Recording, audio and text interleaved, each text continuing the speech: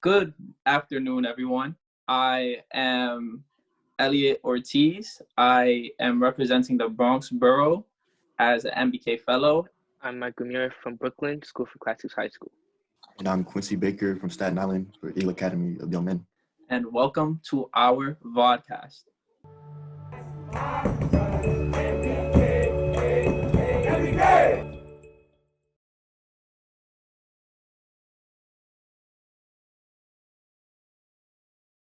School has definitely changed from what it used to be to what it is now.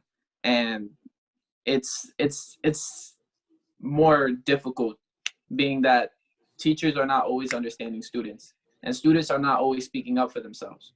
So do you guys think that teachers are being reasonable? And what are your opinions on how they're doing their teaching? I love my teachers. They put that effort. Like most of my teachers, I see some of my teachers are frustrated because a lot of students don't turn on the cameras.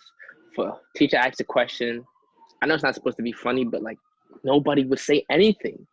And I could see they try and keep up. I know this one teacher, he's a really cool dude, my acting teacher. He was talking to the class and nobody said nothing. And I saw the sadness settle on his face. And then I almost feel bad because we're all, it's not just the students. Even though we are the ones learning, we're all caught up in this. It's all new to everybody. Even though you think a couple months will pass, we'll get it. No, this is not normal. This has to become our new normal, but it's not normal. And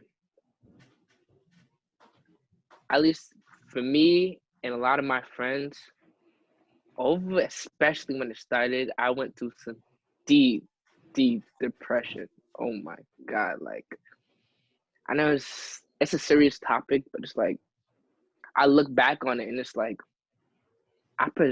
persevered. So it's just been all around just debacle. I'm still trying to get around, and it seems like it's not stopping because there's more incidents here and there. It's it's never ending. And I just want to close this chapter of my life with this whole pandemic. Yeah, thanks for sharing that. But for me, I guess so. A lot of my friends were struggling with trying to keep up with online learning, attending the classes, getting to work, because a lot of the times school could be used as a place to be away from home. No one wants to be at home all day, and especially sitting in a computer over a screen. That's nowhere near the best way to learn.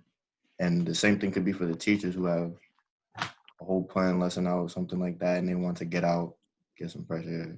But I feel for my school is relatively small, right? So I'm part of the first graduating class, but a lot of the teachers are connected. It's a small little community, and I feel like a lot of the teachers care for students' education and want them to learn.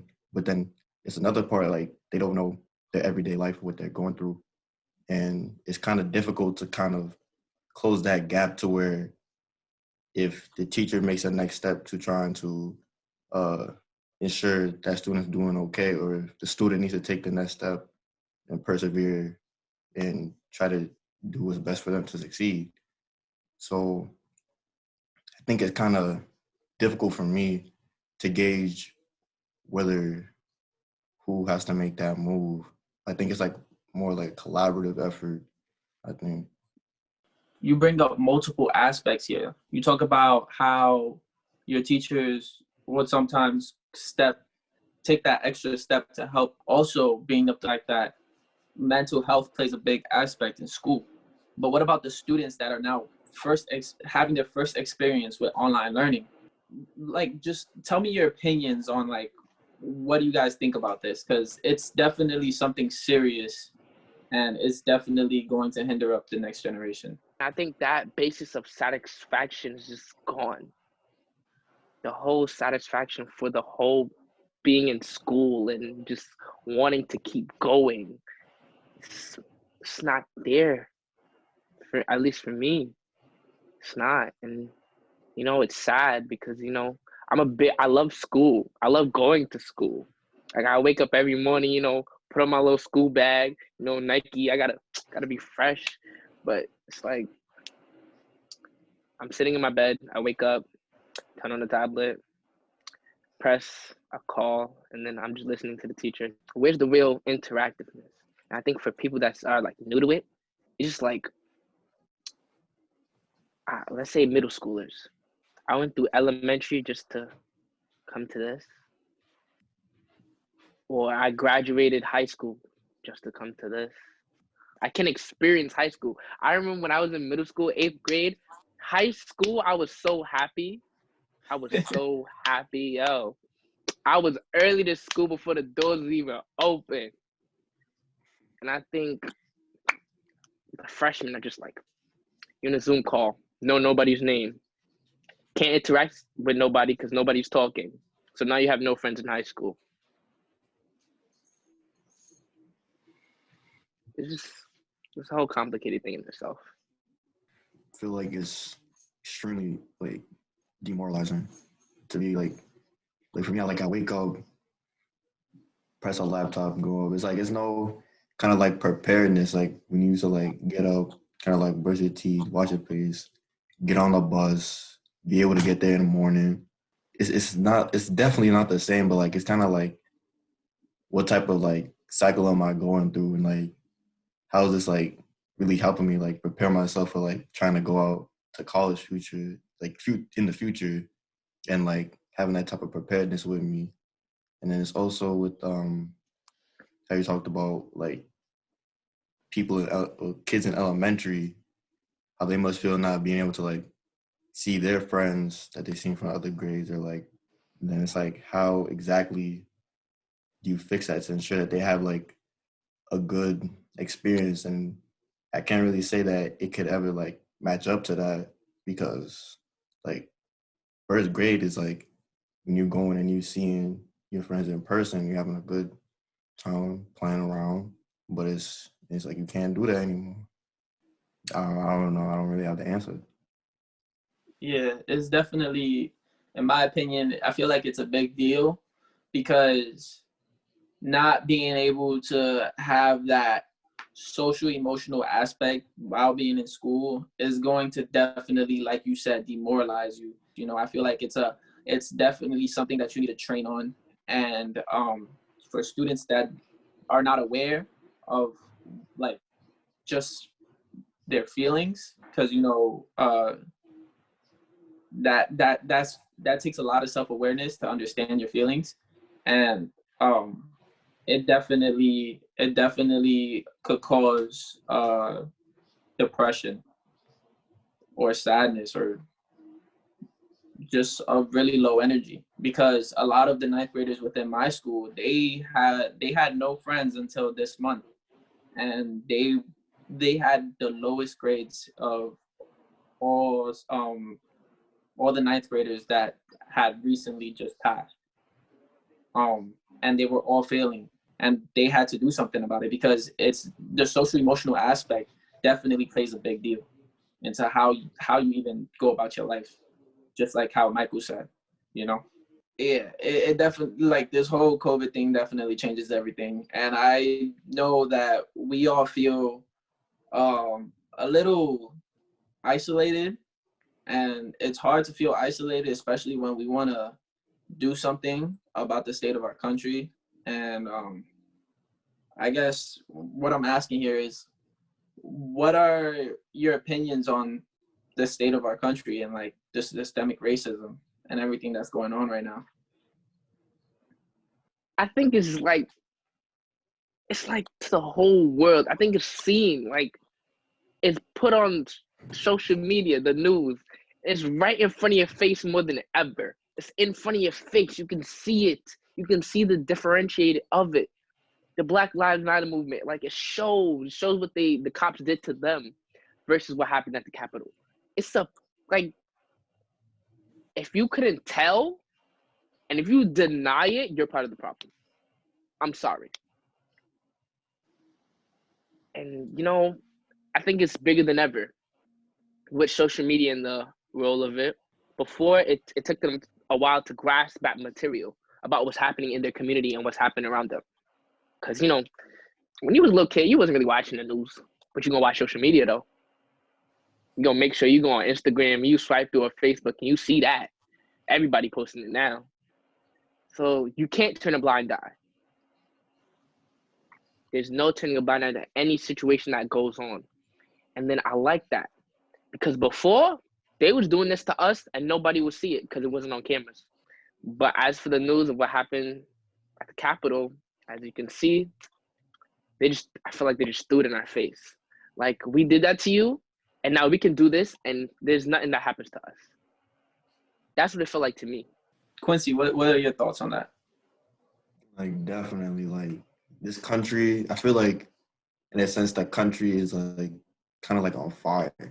Like, the divide, you've seen the divide in, like, the presidential election, like, half voting for one and the other voting for the other. You see Capitol Hill versus BLM. You see, like, all these different things on the media, like how Michael said, like, it's right in front of your face. And I feel like also now people are starting to see that you can't just comment on what you see. You have to inspire to make a change. You have to do something. You can't just, like, look at it. You have to react.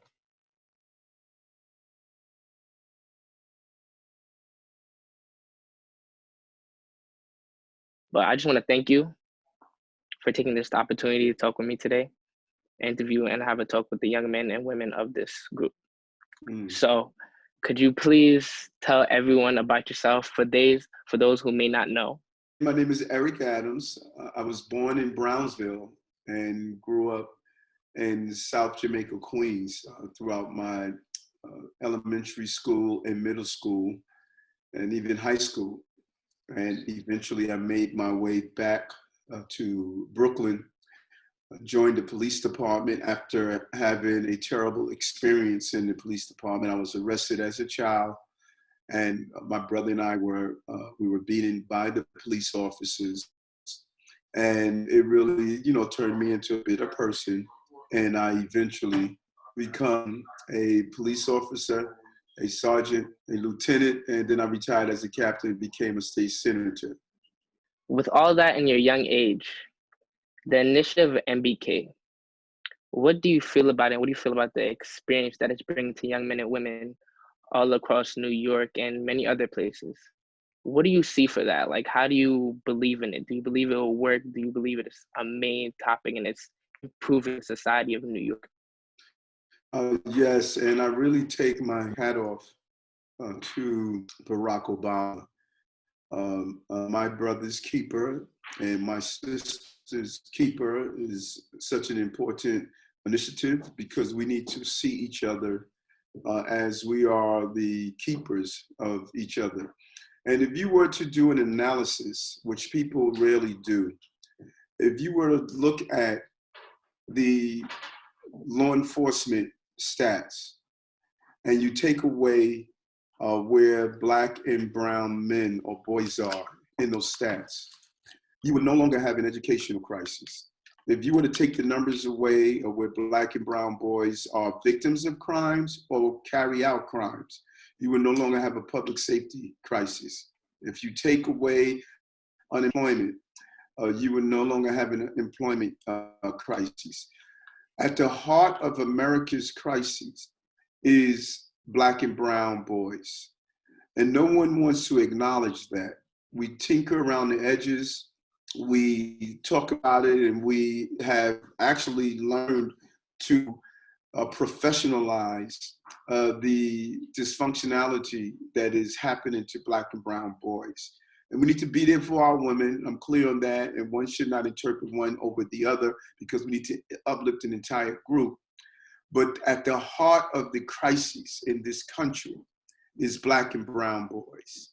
And when you put in place an initiative that specifically targets and they are intentional about we have to deal with the Black and brown boys who are broken as children and turn into broken adults, that destroys the family structure and destroys the fiber of our country and our cities and our neighborhoods. So MBK is acknowledging that we need to focus on that work. And I'm really proud of what MBK is doing. As you said, with your experience with the law, how did it shape you to become an officer and eventually a captain? Well, it was fascinating because I was extremely bitter at 15 after the terrible experience I had with the police department. I did not know it, but I was experiencing PTSD. I could not see a police car without reliving the beating. I could not hear a siren or even watch a movie about policing without reliving the beating. And it wasn't until a Black businessman named Arthur Miller was killed by police officers in a chokehold that I met some civil rights leaders, Reverend Herbert Daughtry and others, who told me and 12 other young men to go into law enforcement and fight from within. And I was really baffled by the request because I was still experiencing the trauma, but I had so much respect for them that I decided to follow their instruction. And we fought for safety and justice, are two things that go together, and we often try to divide, but we need to be safe. That's the prerequisite to prosperity. But we also need a police department that would give us the justice that we need. And while in the department, I knew that change comes from being a supervisor. And so I studied to become a sergeant, a lieutenant, and then finally a captain, where I retired. I just want to thank you for your dedication. I'm here listening to you. It's amazing. Like, I hope to live up to things you do like someday. So with your past experience and everything going on the past summer with Black Lives Matter movement, what happened at the Capitol, and on social media and the news, there's a lot of police brutality and a lot of chance for reform. Well, one of the most important places of reform starts with us. Think about this for a moment. When we were having a problem in education, our grandparents and other leaders encouraged Black and brown people to go into education. They used to listen to the soothing voice of Lou Rawls and send money to the HBCUs, the historical Black colleges. When we were having a problem with healthcare, when our parents were not receiving the right medical attention, we encouraged Black and brown people to go into medicine. The only place we don't encourage young, smart, courageous Black and brown people to go to change with reform like I was told to do is law enforcement. If a friend comes to you, hey, I'm going to go and become a police officer, we look down at them, and in some cases, we may even call them a sellout on Uncle Tom. We need to encourage smart, young, Black and brown men and women to go into the law enforcement entities across our country to show how policing should be done. And it would be one thing if there was some mass national movement where we say we're not paying our taxes to pay for racist cops, but we're doing just the opposite. We go into the store, we buy a loaf of bread, our taxes go to pay for the police officer to abuse us, and we're telling our young people not to become police officers. That is just wrong. We need to have a massive recruitment campaign, every fraternity, every sorority, every historical Black college, every church, every social group, Masons, all our groups should be finding intelligent, smart, conscientious, young Black and brown men and women and tell them, let's go into the police department, reform it from within, and make sure that we get the quality of public safety that we're looking for. Second, we need to change the ecosystem of public safety. And what I mean by that is that it can't be just reactive. It must be proactive. When you look at Rikers Island, 80% of the men and women at Rikers Island don't have a high school diploma or equivalency diploma upon entry. A third of the 18 to 21-year-olds read below a 5th grade reading level.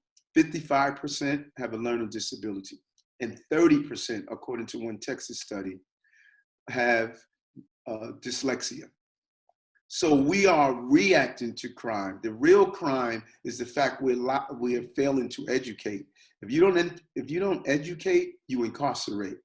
And so the goal of police reform is to use a smarter police department where we can take the money we save and put it into proactive ways of preventing crime and not just responding to crime. One of my favorite quotes is from Archbishop Desmond Tutu. He states, "We spend a lifetime pulling people out of the river. No one goes upstream and prevent them from falling in the first place. We need to stop allowing people to fall in the river of crime. And that is one of the greatest reforms that we can do in law enforcement." I can definitely agree with that plan. So, and you were talking about education. And I think that's the ground basis of all of this, what you learned growing up. What did high school look like for you? Like, what was like some of the challenges that you went through? Many challenges. I was bused out of my community to Bayside High School, which was about an hour and a half ride from my home, because we didn't have the quality schools that we wanted in our community. And so we had to be bused to another community. And we were in a predominantly white community.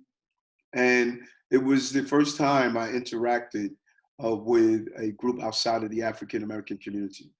And it was a learning experience, and it showed me the importance of exposure. One of the things that we're missing in many communities is the lack of exposure. The more you are exposed to things, the more you can see the possibilities in things. And growing up in South Jamaica, Queens, going to Bayside gave me an opportunity to see more and realize how much we were lacking or missing in our community at the same time. From my experience right now, like we're going through the whole online learning. And I know I said I was doing okay with it, but that I'm not doing okay. Some friends that are not motivated or not, how can I say, they're just like, they're down, they're depressed because they're stuck between these four corners of these walls right here. So how do you think the school system is dealing with online learning and motivating the kids to want to do more? But also teachers that are like lacking because a lot of students are not even talking because they're not motivated. Well, I believe it's unfair that we put, excuse me, we put both teachers and students in a situation that I don't think is complimentary. I'm pleased that the Department of Education had a major push to do online learning because it is part of our new reality and there's no way of getting around it.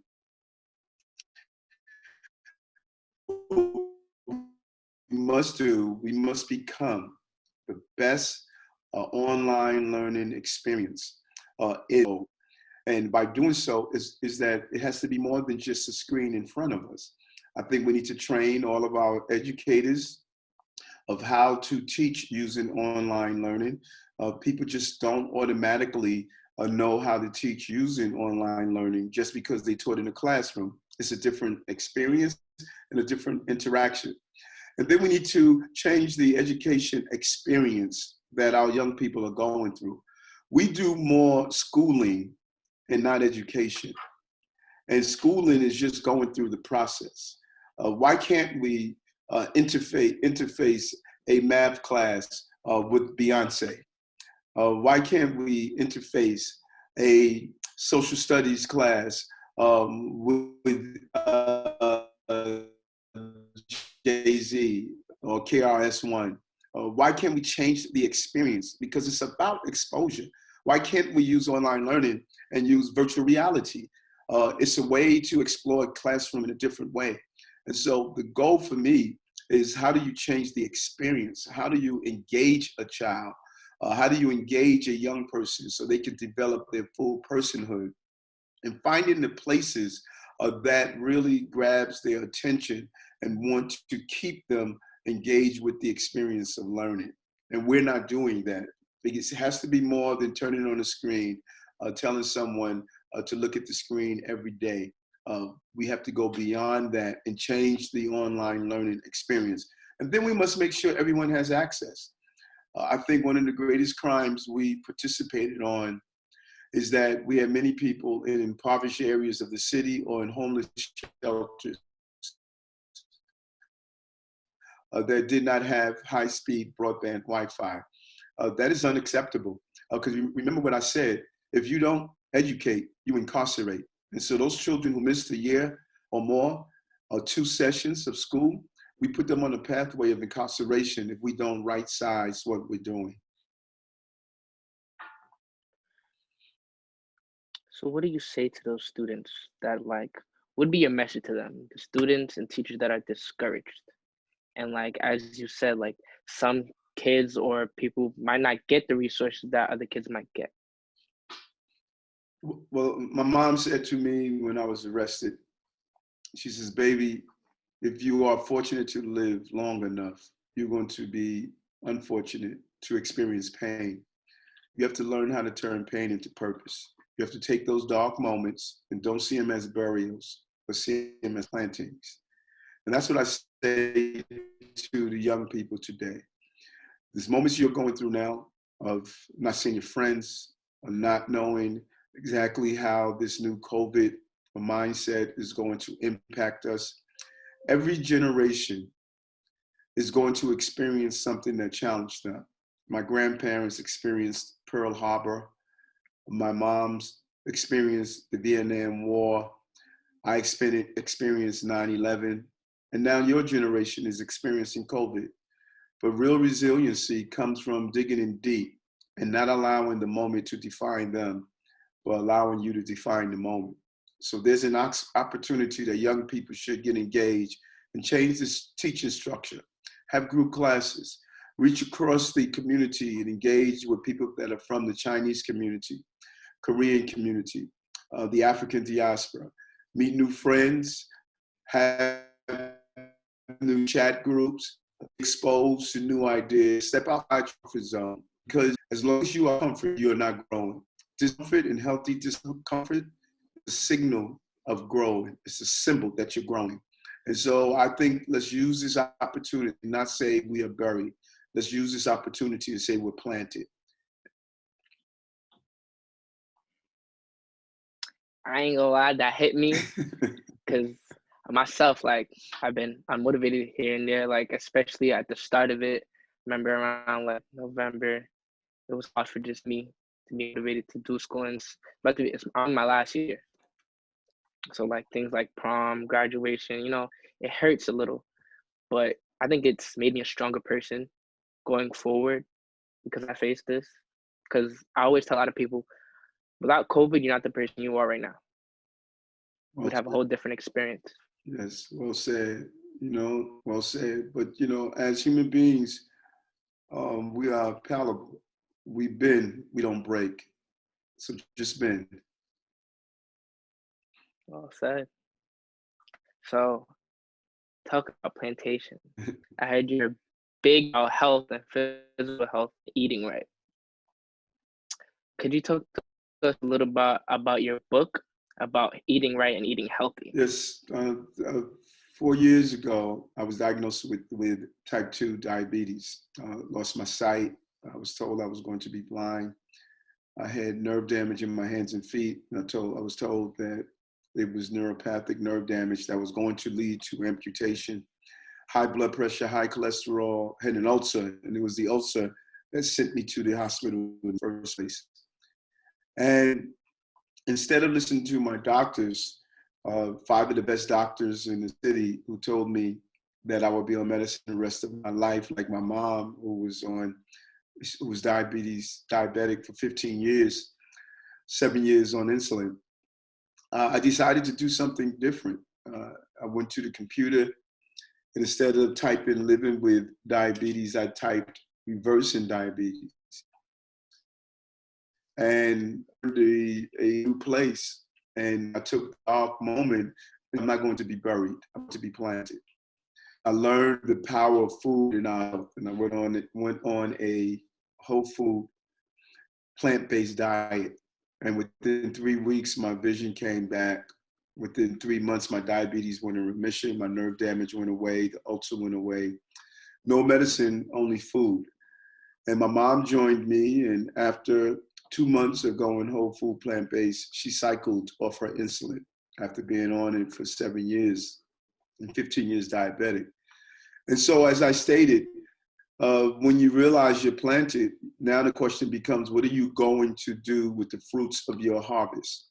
And my book, Healthy at Last, is the fruit of my harvest. I want other people to realize chronic diseases is not something you must have. And we are actually poisoning ourselves every day. You know, my son said to me when he learned I reversed my diabetes, he says, Dad, I watch you put the best gas in your car, BMW, all the time. But you can put the external things in internal things. We make sure our polo shirts are right. We make sure our red bottom shoes are the coolest. We make sure that our car is polished and shiny. Yet that which is so crucial, our health, we ignore. And I could walk into some of the most successful business people and see all of their degrees hanging on the walls, see all of the impressive things they did throughout their lives, but they're popping insulin, taking heart disease and heart medicine. And anytime you tell them that, listen, the food is killing you, they go from being one of the most intellectual people to the highest level of buffoonery you'll ever meet. We can't walk around wearing a dashiki saying Black Power when we're eating the food that the slave master gave us and we're handing it down generation after generation. And that is why my book is to show people the connection between how did we get Lynch letter.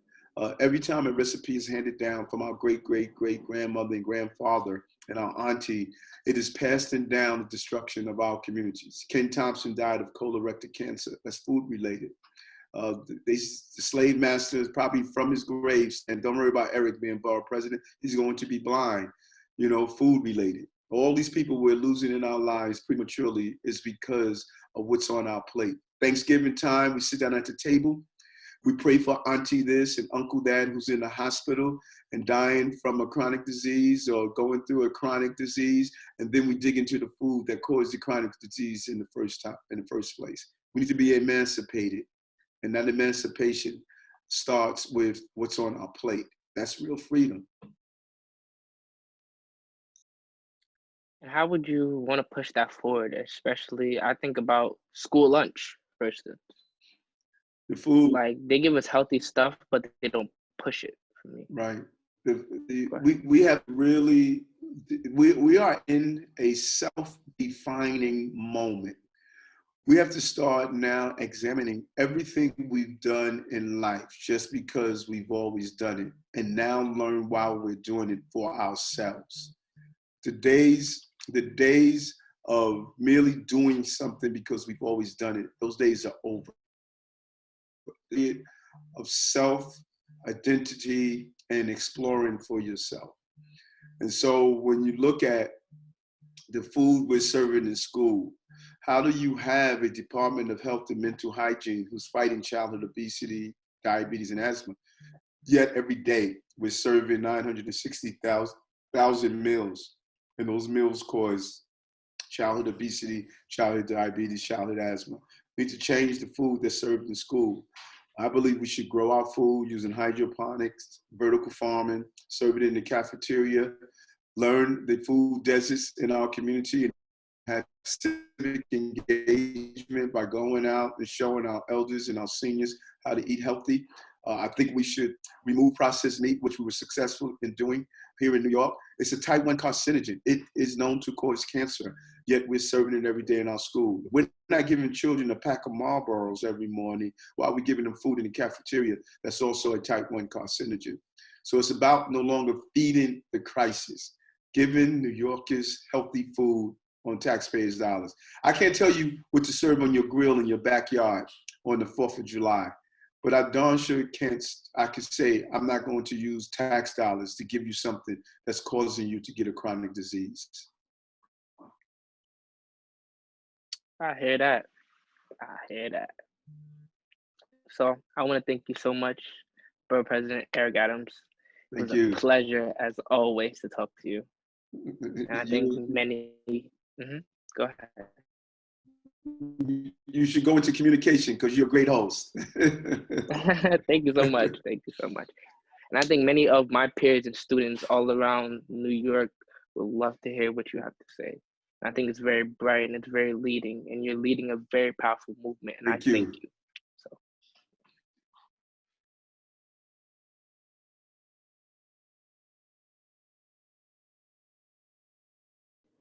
Wow. Just wow. Yo, did you hear what he had to say? That was good. That was good. That was crazy. Michael just got done finishing an interview with Borough President Adams, and it was just filled with like so much knowledge. So, what are your guys' opinions on that? On what he had to say?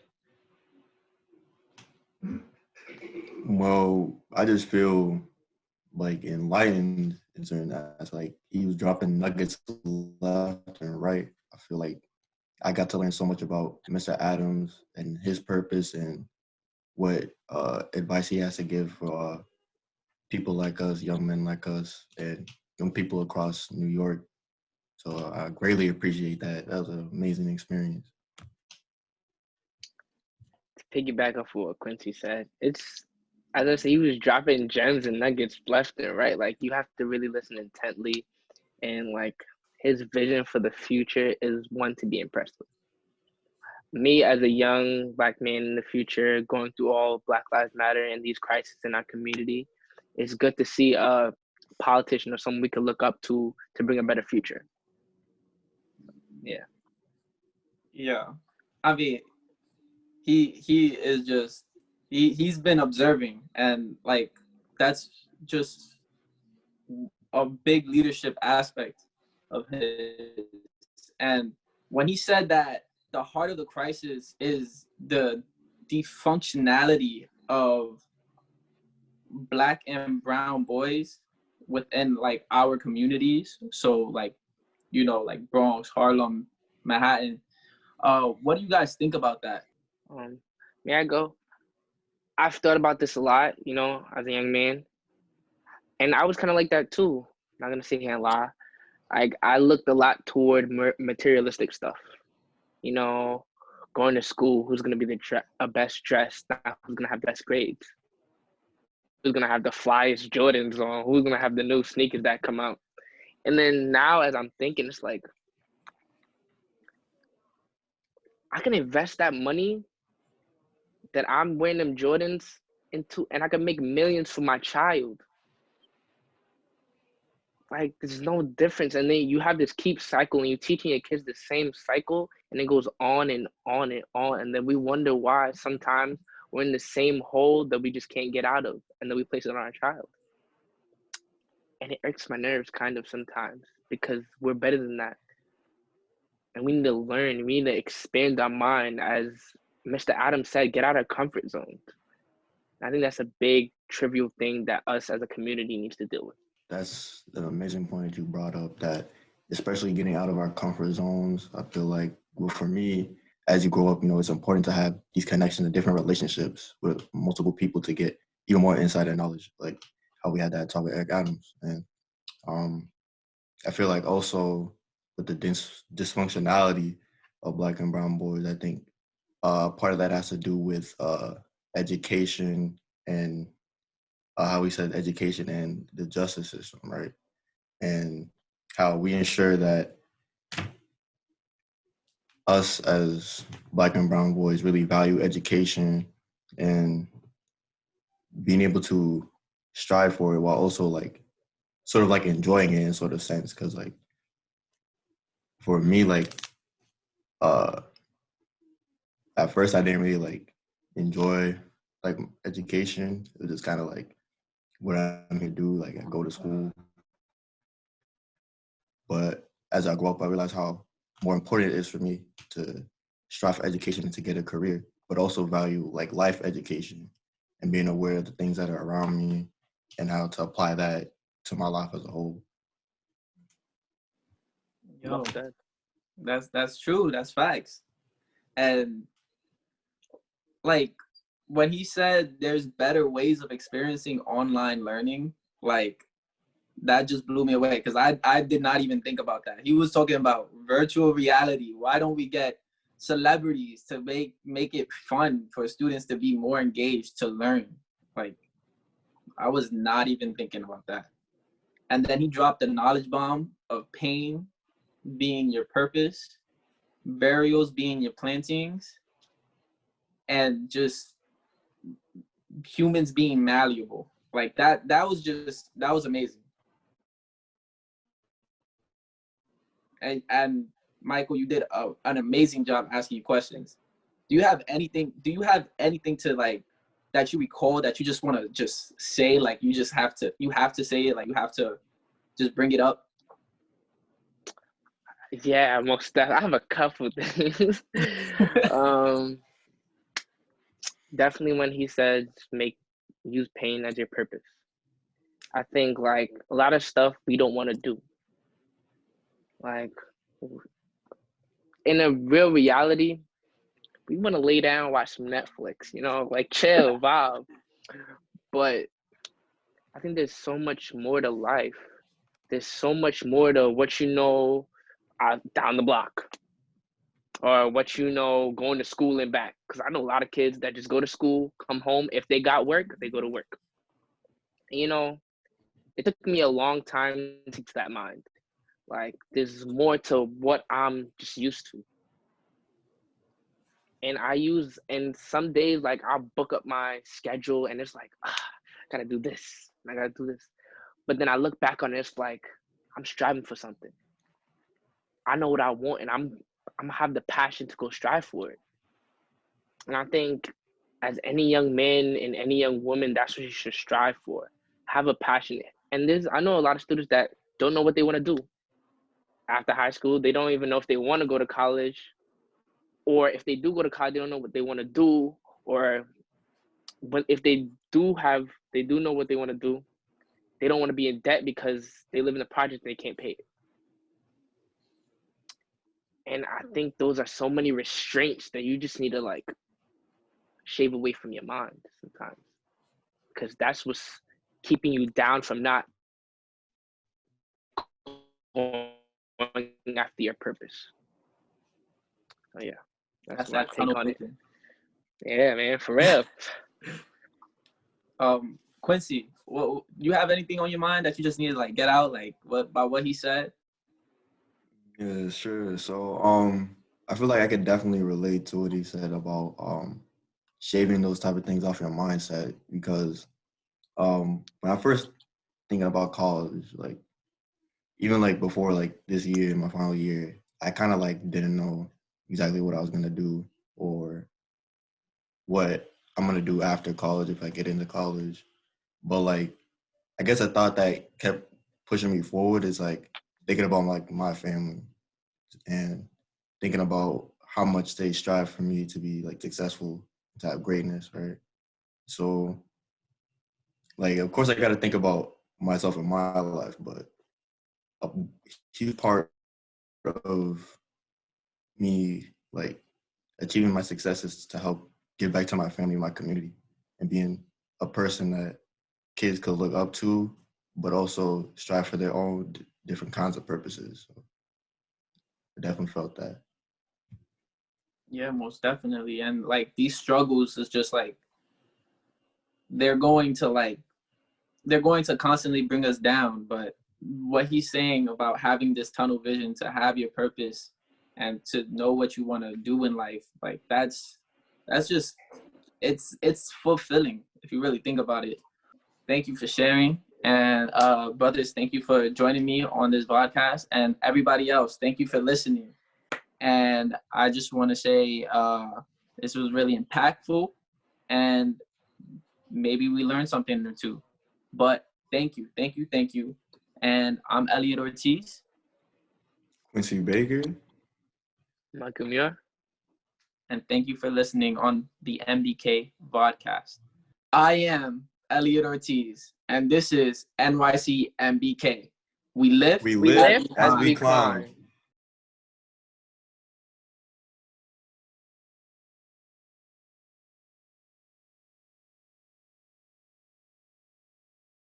Hi guys, my name is Hervelt Meggy. I am a high school teacher at John Dewey High School and also one of the facilitators for our My Brother's Keeper chapter there. All right, so I want to lead you guys through an activity that I typically do with my students. It's a mindfulness activity. And we typically do this activity to allow our students to clear their minds, right?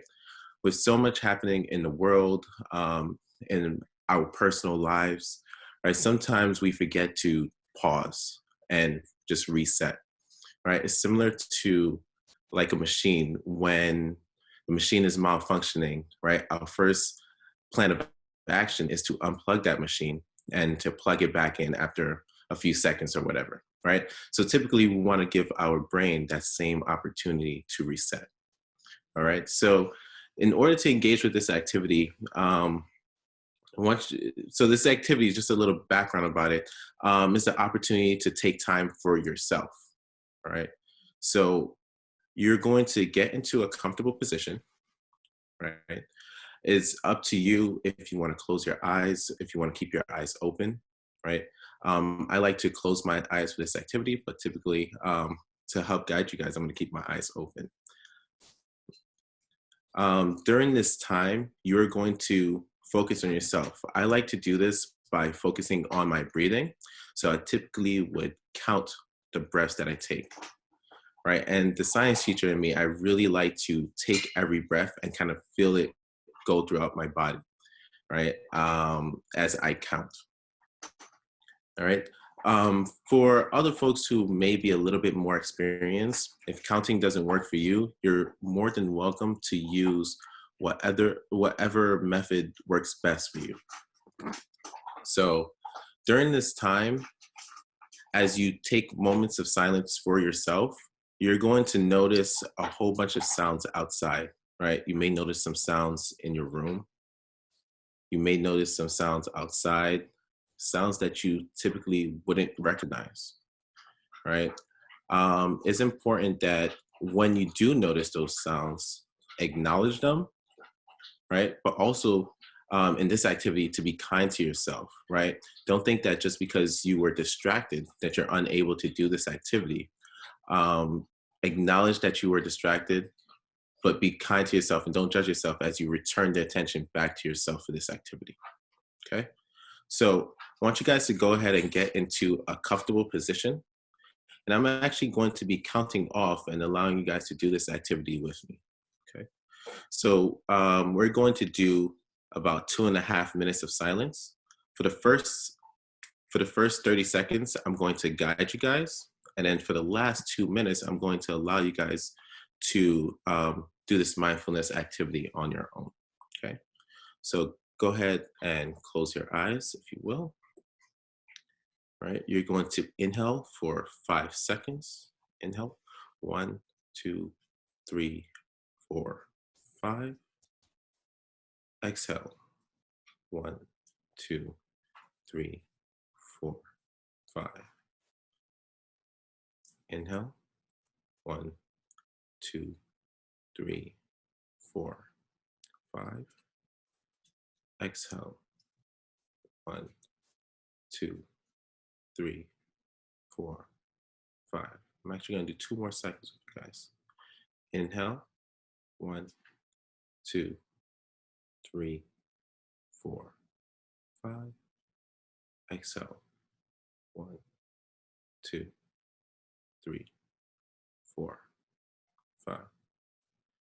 Inhale, 1, 2, 3, 4, 5. And you're on your own in 1, 2, 3, 4, 5.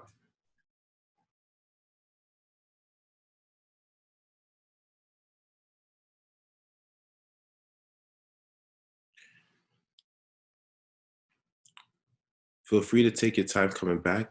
For those of you who are in a good space, you don't have to rush back, right? Take your time coming back, right? So that was about 2 minutes of mindfulness, right? I encourage you all to practice this in your day-to-day activities. This is something that I like to do frequently, like once or twice a day, right? So even if it's for 2 minutes, remember to take a moment to pause and to give yourself that time and to be kind to yourself during that time. All right. Thank you, guys.